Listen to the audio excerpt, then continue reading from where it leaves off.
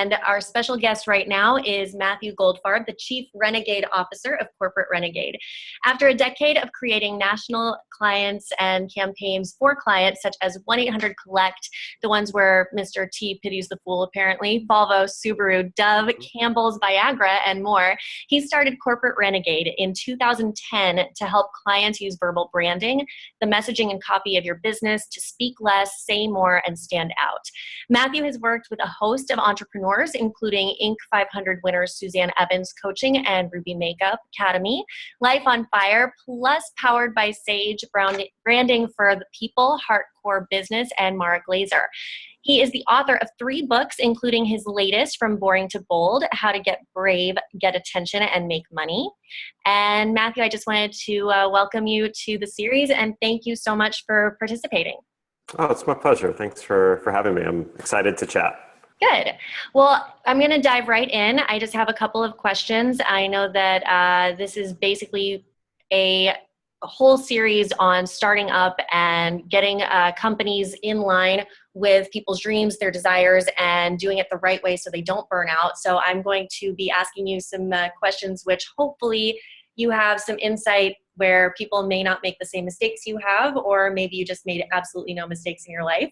But I would love— I have made absolutely no mistakes in any capacity in my entire life. I don't even know why I'm here, to be honest with you.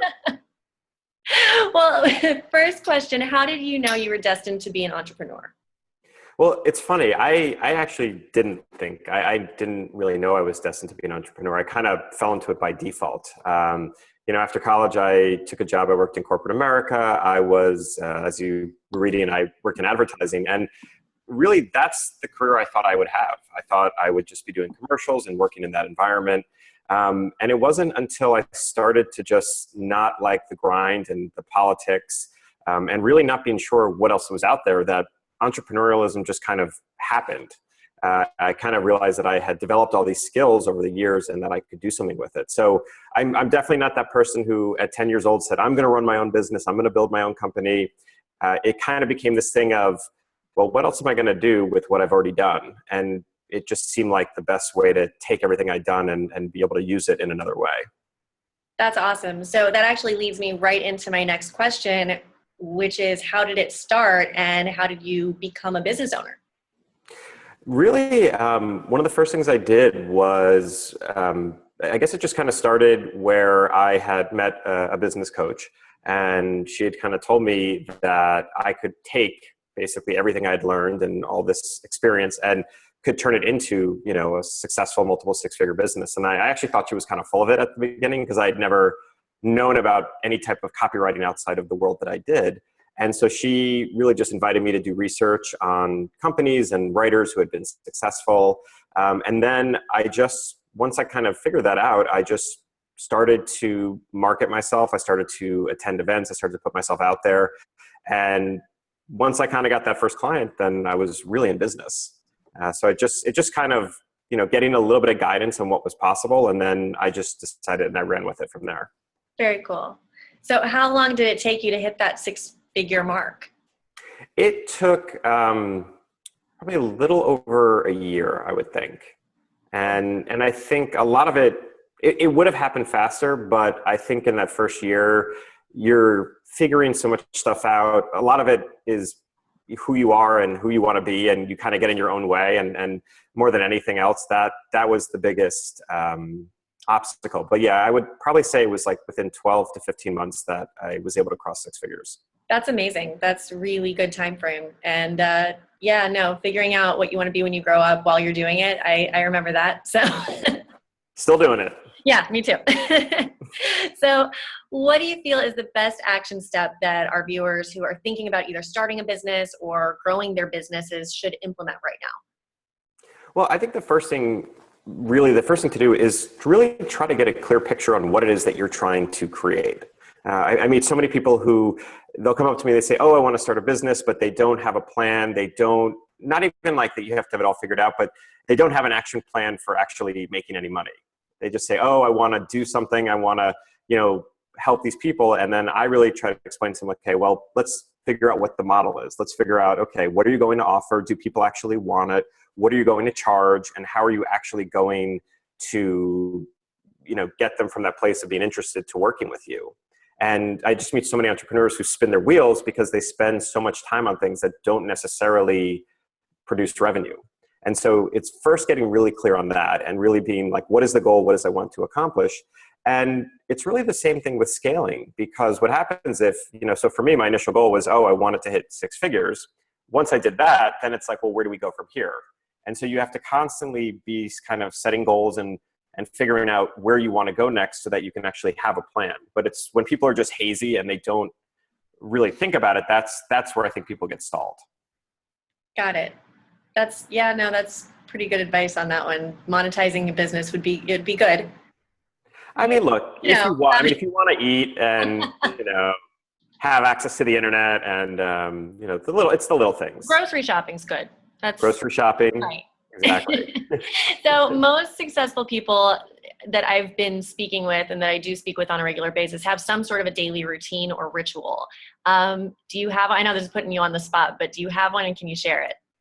Yeah, absolutely. So, part of it is some dorky writing stuff, and then part of it is ways to get my mind straight. So when I'm being good, the morning routine would definitely start with a workout, which depending on, the time of year, it will or won't happen. But then what I always do is I do this thing called morning pages. And it's from Julia Cameron. She wrote The Artist's Way. I don't know if you've ever heard of her. Mm-mm. So it's like this famous course, and basically what she tells people to do is at the start of the morning, you take out a journal and you write 3 pages, like longhand. And it's not about story writing. It's just about kind of clearing the cobwebs, how you're feeling emotionally, whatever. And in the beginning, it feels weird, but then afterwards, it kind of just like clears everything out. So I always start there, and a lot of times it's just babbling, but it gets my mind churning, it gets my mind going. And so I'll do the workout, I will do the writing, and then sometimes I'll also do some meditation because that'll just kind of get me focused. And then I just really, then it's time to sit down and get to work. And the one thing I actually will do at the end of a day prior to the next day is actually list out my to-do list for the next day. So like, I'm very clear going in tomorrow. I don't have to think about, what do I have to actually accomplish? I actually already know. So I can just sit down and like get to work, because otherwise what used to happen was I would wake up and spend an hour figuring out what tasks are going to be the best use of my time. And then you start to get overwhelmed, and then you lose time that way. Got it. So I know from our previous conversations, and you've had an interesting road when it comes to your entrepreneurial path, but because of that, I think you'll be able to give the viewers a good idea of what is the number one thing that's going to prevent them from burning out in a startup. Oof. Well, I'll give the short version of my story. So I went from having no business to basically building about a $500,000 business in 4 years. And then I started to get burnt out. And one of the dangers that I ran into was really trying to grow the business too quickly. And not really having the support in place, whether it's the infrastructure of team or processes or procedures. And so I started to get burned out because you can get very caught up in all these different investments and things that you want to do in your business, between sponsorship or coaching. And if you're not really, if you're not very conscious of the decisions you're making, you can explode and not be ready for it. And then that actually can be more damaging than if you take your time in doing things. And so for me, I went from starting my business basically out of my 2nd bedroom in Brooklyn to suddenly having a team of 5 or 6 people. And, we're making all this money, but then at the same time, you're trying to get fulfillment done and trying to manage things. And it just can easily become overwhelming. And so I tell people that, it's great to have a big dream, but you definitely want to kind of take things in steps, because otherwise you can say yes to things and it can explode. And for me, that's where I started to get burned out, because I was saying yes to so many projects because we were doing such a good job marketing that suddenly I had all this income coming in, but then it was like, well, how are we going to fulfill it? How are we going to make sure the quality doesn't go down? And it started to take its toll. And so that's probably my biggest advice is kind of do it in steps, be very clear what you're trying to do, and also be clear why you're trying to do it. I built a $500,000 business, but then between the investments of a team and all these other things, the take home, what I actually made wasn't that much more than when I did it all by myself, just 10 times more work. And people get very caught up in, I want to build $1 million business. I want to build a $2 million business. But if you build a $2 million business and only take home $100,000, I would rather you have a smaller business and take home $300,000. Right. So it's just about being very conscious. I think that's kind of how I would feel about it. That's good advice, and setting the benchmarks. I think that's also very, very important that they do that as well. So, all right, since you gave the advice about the, what not to do, right? What are they going to do to build it? To build the business. Mm-hmm. Well, I think it's a lot of it is the boring stuff, to be honest with you.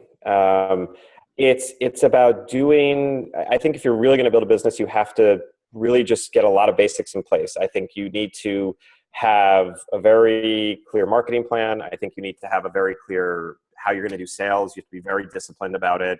I think you need to make sure you do all the basics, like you have your contracts in place, that you have all your processes in place, that you make it easy for people to give you money. And things like that. And it's just like, it's the very regimented stuff that's not sexy that really allows people to grow. And so I think it's getting processes in place, but then also getting the right type of support. So depending on what your business is, there may be things that aren't worth your time. Like if your time is worth $100 an hour and you need someone to help you with your Entreport or Infusionsoft, and you can pay somebody $20 an hour, it's better to pay them so you can go off and make money. So it's to me, it's just kind of making sure that you spend your time on the things that are going to make the most money, but then having the processes in place and just, surrounding yourself with good people, and also get very clear on the types of clients that you want to work with. I'm a firm believer in, being clear on who are the clients that A, will pay me what I'm worth, B, are easy to work with, and C, won't make me want to strangle them. Because a lot of times you get those clients who fight you over every dollar, and it's like blood money because it's not worth it. And the more clear you are on who your ideal clients are, and if you can really focus on them, I actually think it gets pretty easy. Very cool. Well, thank you very, very much for donating your time and your expertise to all of these people out here and to me. I know that later tonight we're going to be sending out a link with an awesome gift that you're going to be providing, and again, putting you on the spot, but would you mind telling our viewers a little bit about it, what it is? Absolutely. So it's a book I wrote. I call it the Year One Manifesto. And really what it was during my first year, I was just having all these insights, because you really start to figure out who you are. And we always make the joke that that running a business is like the best self-help program you'll ever have, because you have to figure out how you operate, your philosophy and everything. And so I would just keep having these insights, and I basically, my office was littered with these like Post-it notes of thoughts. And then one night I couldn't sleep, and I just turned them all into this like little fun booklet of all these different ideas. And for me, it was one of those things that I could go back and look at my first year and remember these little pieces and little nuggets of advice that could be really powerful.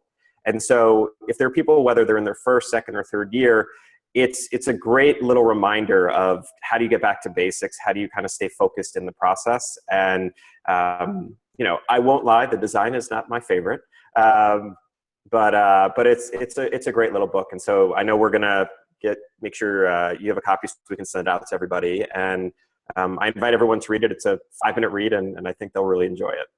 Yeah, absolutely. And just for you all to know, I read it. Yeah, no, it's pretty accurate. So. All right, Matthew, thank you so much for joining me. And I look forward to putting this out for a whole lot more people to see. Excellent. Thank you so All much. right. I enjoyed it. Bye.